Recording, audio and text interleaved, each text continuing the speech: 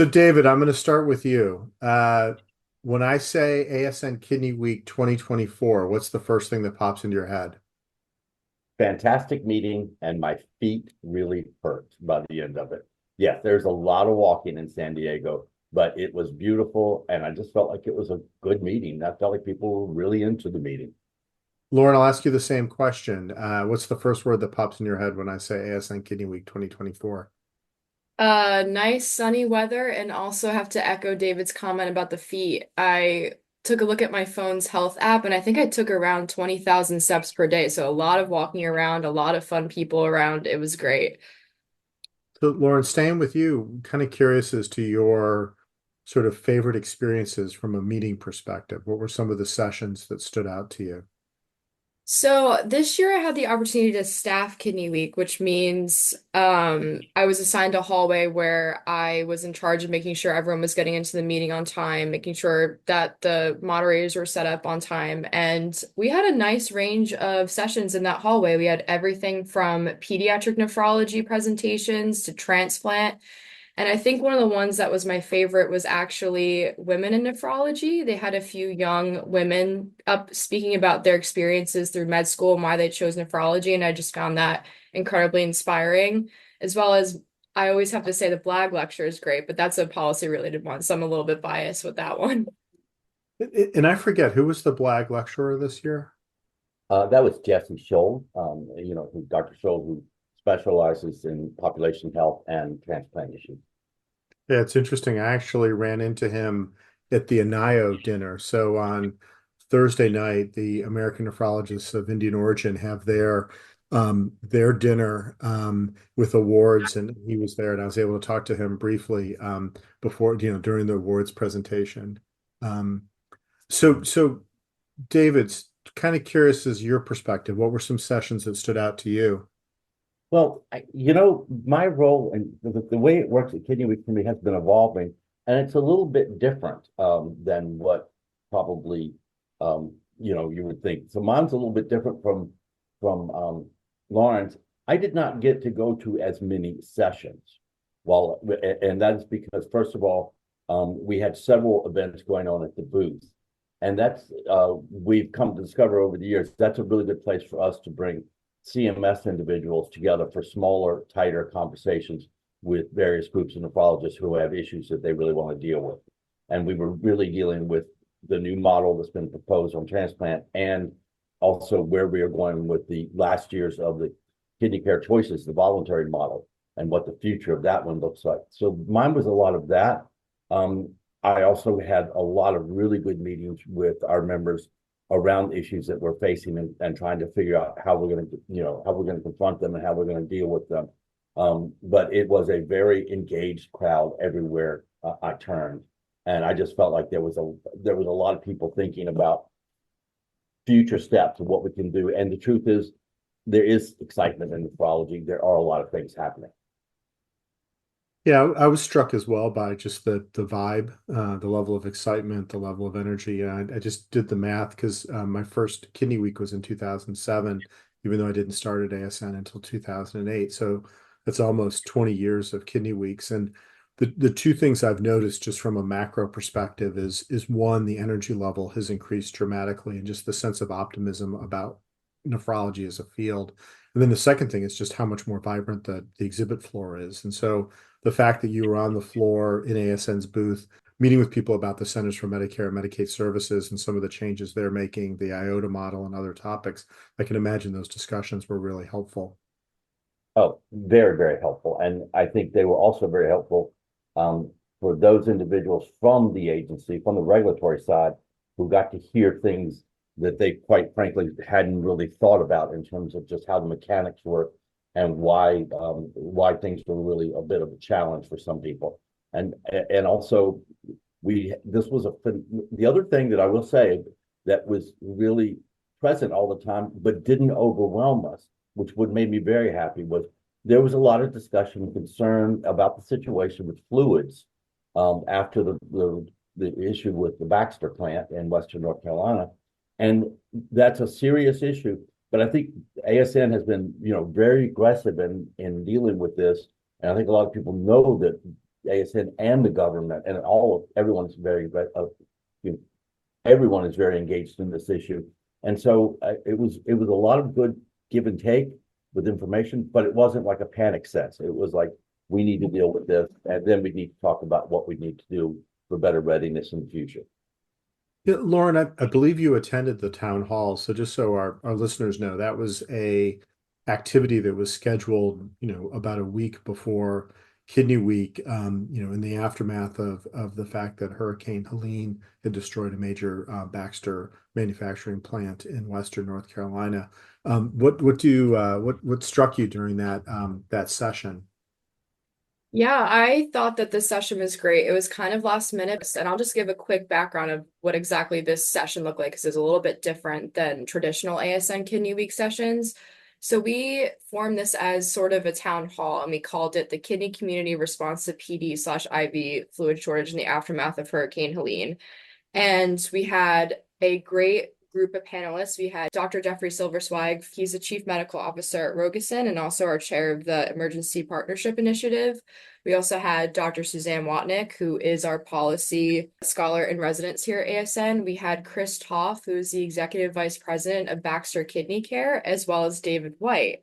And basically, we really wanted this to be more of an open conversation between nephrologists and Baxter. So Christoph was up there answering questions from nephrologists themselves about the experiences that they were facing in the wake of Hurricane Helene and the impact that it had on PD and IV shortages. And I'll hand it off to David because you had the opportunity to be one of our panelists on that. Well, I'll just jump in and say, it really did, what I had to say at that session was very much what a lot of the conversations were about, which is a lot of individuals wanted to know what steps the government might have to take to deal with some of the regulatory requirements that might need there might need to be some relief from some of those requirements in the face of these shortages. And the bottom line is, the conversation is, and we delivered this message, was that clearly every part of FDA, CMS is clearly engaged in this. They are not asleep at the wheel. They know what's going on. They know there's a lot that has to be done. FDA has already taken steps. CMS is going to have to see a little bit more how this plays out. It's a little too early to tell. We've got 14 measures in the whip, and it's whether or not you're able to suppress one or all is another question at one time. And there's a lot of other things that might have to happen. I think we delivered a message very clearly to the Innovation Center at CMS that at the very least, the two current models, ETC and KCC, we're going to need some adjustment, particularly around the question of optimal starts. And that's really, we're just going to have to continue that conversation because it's really important. And those we do know are going to need to be addressed. David, I've kind of a wonky policy question, which I never really thought of before.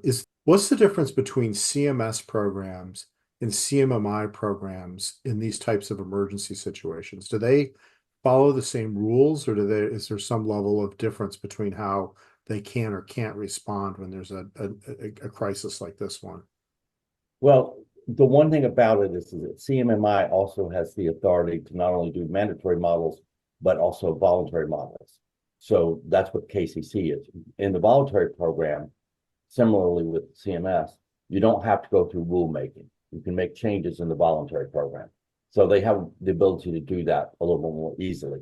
But in anything that's been gone through rulemaking, as ETC has, that is still a slow process. They have more leeway than CMS in law because CMMI was given a lot of authorities under the Affordable Care Act to create models and to waive certain restrictions. But that still has to be done in compliance with the Administrative Procedures Act.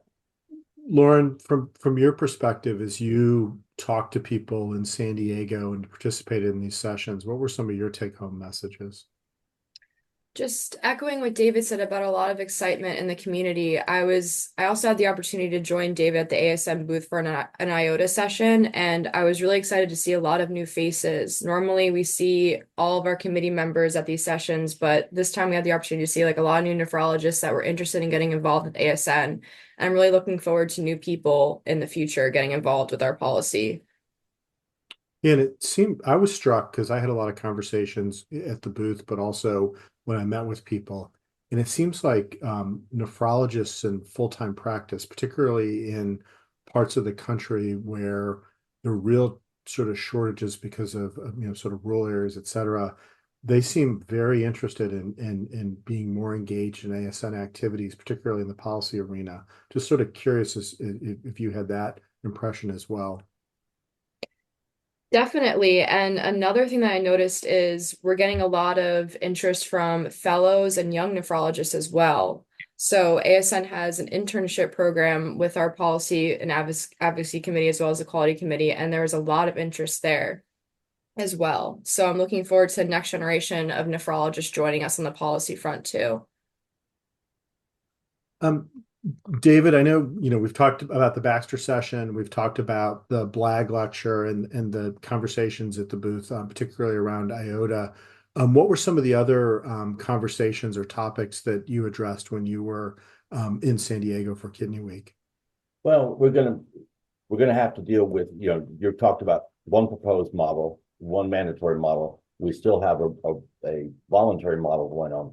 So KCC also had sessions at the booth, and that was a conversation about where that whole model is and what CMMI might like to think about in the future as to whether or not that is actually expanded after it runs its course.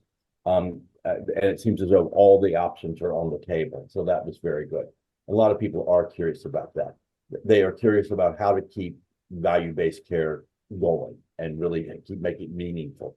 I think that there are some big picture questions that people are really looking at, and they are the issues that we know. They are the issues of compensation for nephrologists and how it lags at times.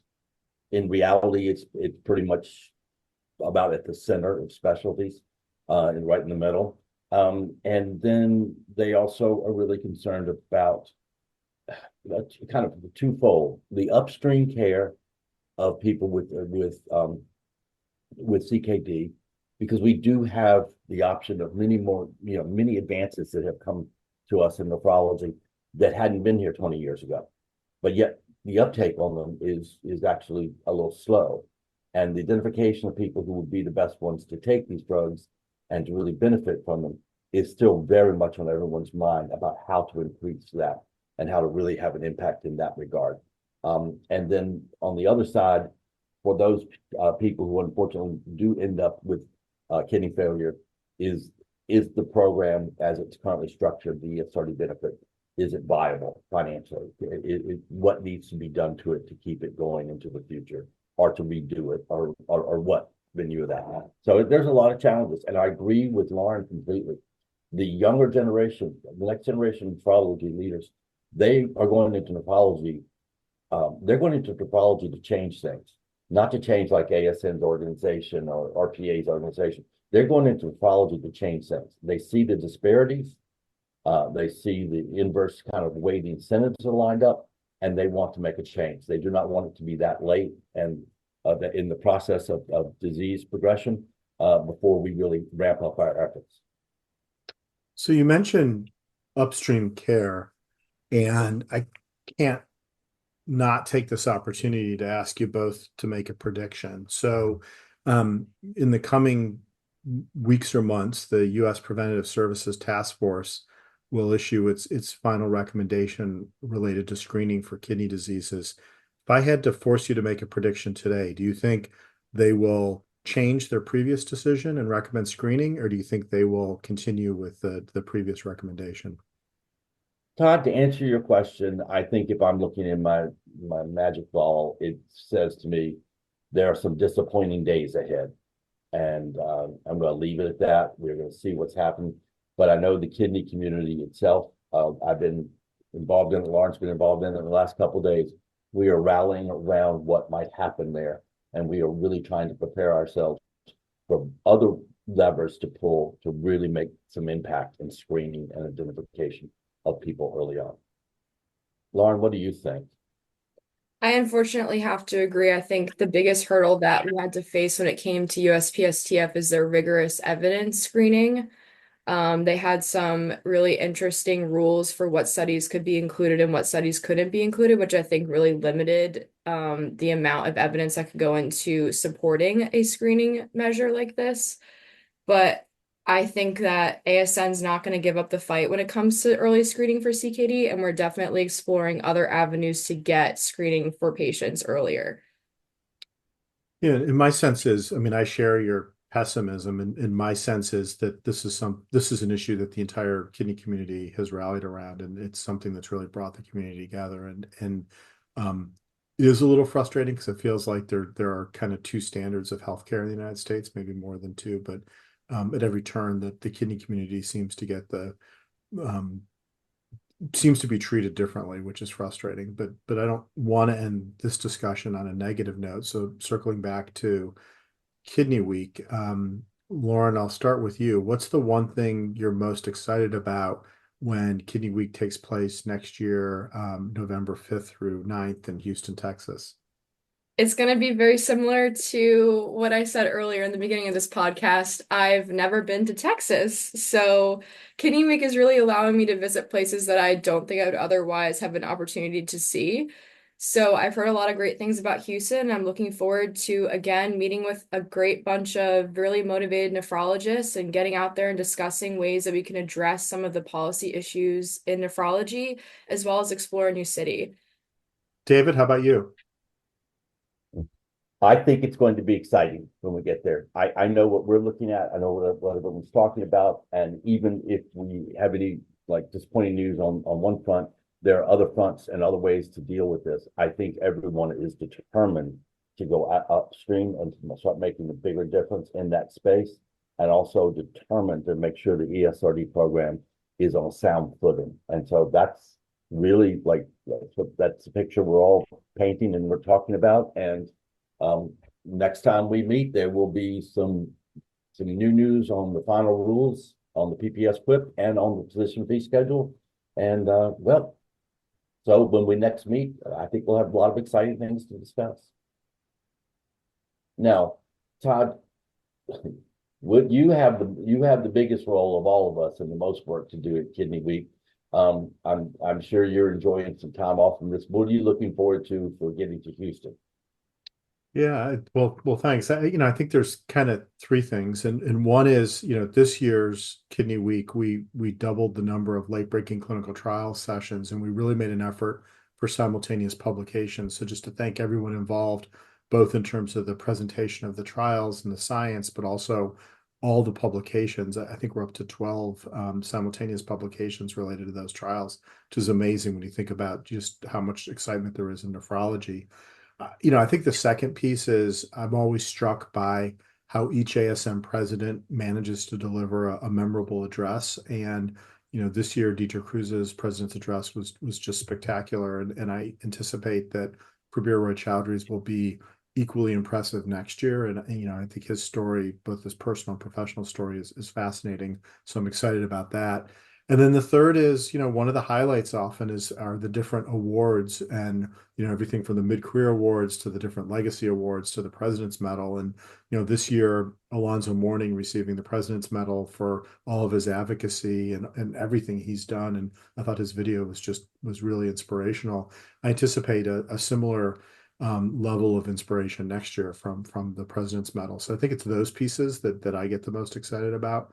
Um, one final comment too is, it's amazing how many people are involved in the production of Kidney Week, from the planning committee, the Kidney Week education committee, to the staff, both on the programmatic side led by Jinsu Kim and on the logistical side led by Alex Apple, to all the different vendors, from the AV team to the people who handle the exhibit hall, to all the security and all the other activities. I counted up once that I think there's 250 to 300 people that are responsible for just the administration of the meeting.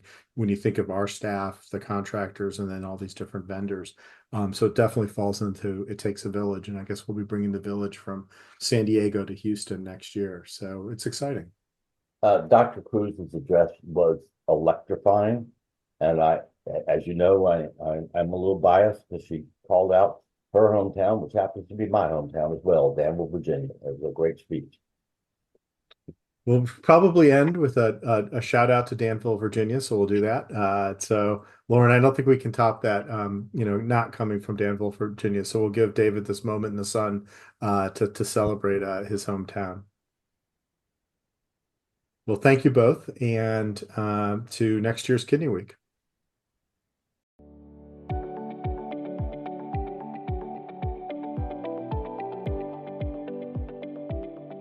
This podcast is copyrighted by the American Society of Nephrology. All rights reserved. All content in this podcast is for informational purposes only and is not intended to be medical advice. This podcast should not be used in a medical emergency or for the diagnosis or treatment of any medical condition. Please consult your doctor or other qualified healthcare professional if you have any questions about any medical condition or before taking any drug, changing your diet, or commencing or discontinuing any course of treatment. Thank you for listening to this podcast from the American Society of Nephrology.